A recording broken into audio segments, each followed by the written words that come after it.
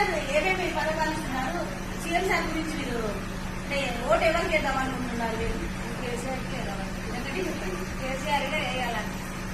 కేసీఆర్ సార్కి ఎందుకు వేస్తారు? అంటే మీకు పథకాలు ఇస్తున్నారు అనేసా, లేకపోతే కేసీఆర్ సార్ మనసు మంచిదనేసా? ఎలా?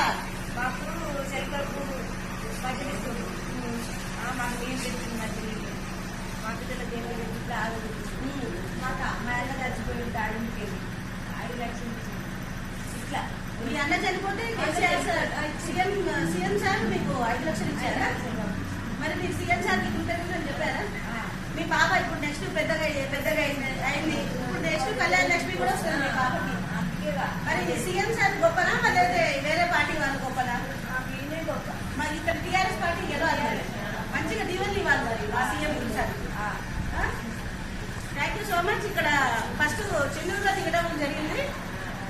ఇక్కడ వచ్చేసి ప్రజల్ని వాళ్ళ ఉద్దేశం ఏంటి, సీఎం కేసీఆర్ సార్ గురించి ఎలా అనుకుంటున్నారు అనేసి చిన్న ఇంటర్వ్యూ తీసుకోవడం జరిగింది.